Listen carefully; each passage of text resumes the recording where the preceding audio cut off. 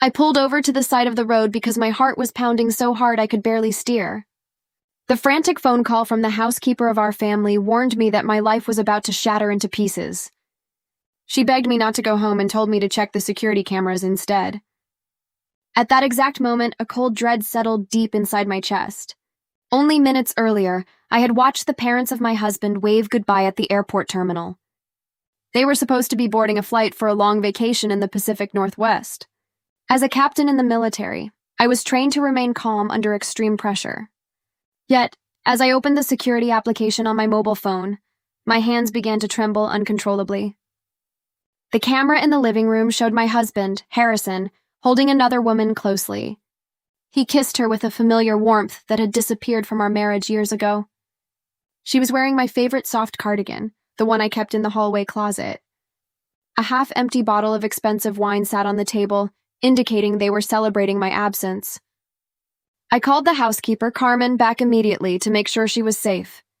She was hiding in the laundry room and explained she had returned for her medicine when she heard the voices.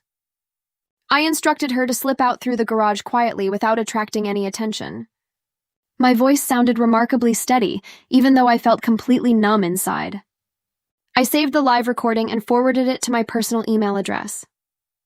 Just as I prepared to start my vehicle, a figure appeared on the screen. It was Beverly, the mother of my husband, rolling her distinct blue suitcase into the house. I checked the live timestamp to confirm it was not an old recording. It was happening right now. Harrison wrapped his arm around Beverly as they laughed together with the other woman. My stomach churned when I realized this was not a hidden affair. The parents of my husband were fully aware of his infidelity and were actively participating in it. The betrayal went far deeper than a broken marriage vow because my entire family was conspiring against me. I contacted Carmen again to ask how many times she had witnessed this woman in our home. She admitted she had seen her on at least 6 separate occasions over the past few months. Harrison had always claimed the visitor was simply an important business client. I realized then that my husband had built a routine of deception with the help of his parents. I reviewed the driveway camera footage from earlier that morning. A black SUV had dropped off Beverly and her husband, Arthur, who only carried small bags. The large blue suitcases they took to the airport were completely empty. They were mere props designed to make me believe they were leaving for a cruise. They had never intended to board that flight. Memories of past weekends began to make painful sense as I sat in my truck. I recalled how Beverly canceled a family dinner months ago, while Harrison claimed he had a business trip. Suddenly, my phone buzzed with a text message from Harrison wishing me a safe drive home. I lied and replied that I would see him tonight, watching him smile as he read it. On the screen, Beverly handed Harrison a thick manila envelope with the word attorney written on the front. I took a deep breath and called my military commander to request permission to attend our meeting remotely. Then, I contacted a highly recommended divorce lawyer named Evelyn Stone. Her assistant recognized the urgency in my voice and scheduled an appointment for that afternoon. Evelyn Stone was a poised professional who listened to my story without any judgment. She studied the security footage carefully and paused the video on the legal envelope. She told me that my husband and his family were highly organized in their efforts. Evelyn instructed me to put my emotions aside and begin thinking like a trained investigator. We began constructing a timeline of unusual events over the past year. I remembered how Harrison had insisted on switching all our bank statements to paperless delivery to reduce clutter. Beverly had also offered to store our important property deeds in her safe for protection. It became clear that they had been systematically preparing for this confrontation for a very long time. While driving, Harrison called me with a cheerful tone to ask about my journey. He claimed his parents had just landed early and were resting at our house. I controlled my anger and acted as if nothing was wrong. The ease with which he lied made me realize how little I actually knew about the man I had married. That evening, I logged into our joint investment accounts and discovered a horrifying truth.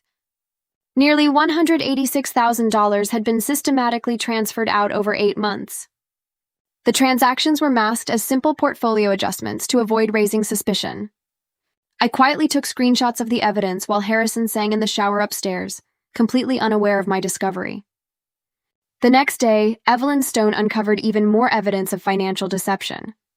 She found that Harrison had transferred ownership of our lake cabin to his mother for $1 single.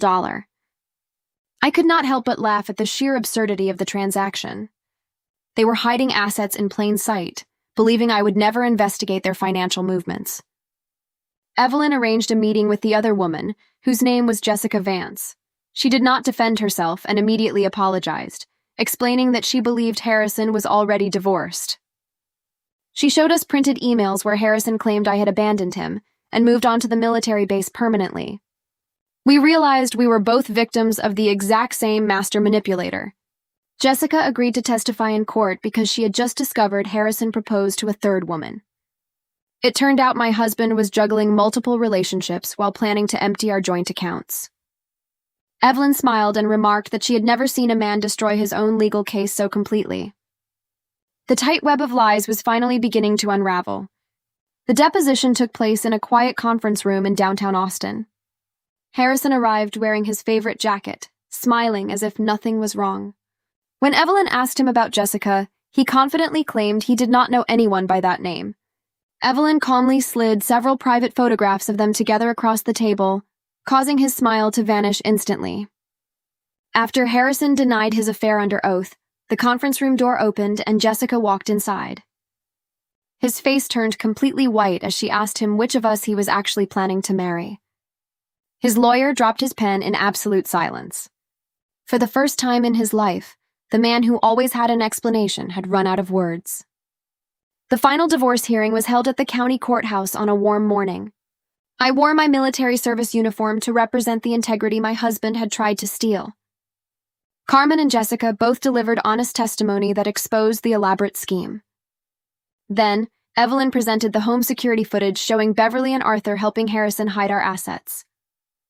Judge Marion Harris ruled heavily in my favor after reviewing the overwhelming evidence of fraud. She ordered the immediate return of the lake cabin to our joint estate and demanded full reimbursement of the stolen funds. I was awarded our family home and a significant financial settlement. Harrison and his parents sat in stunned silence as their plan collapsed. Outside the courthouse, Arthur approached me to apologize for remaining silent during the deception. I told him some apologies arrived too late to fix what is broken. Shortly after, I used a portion of my settlement to completely pay off the mortgage for Carmen. She had risked her job to tell me the truth, and she deserved that security. 6 months later, I drove back to the airport to pick up my sister for the holidays. As I watched her wave from the terminal, I felt a deep sense of peace. The truth had set me free from a life built on lies and manipulation. I survived the storm and emerged stronger, ready to face whatever the future held.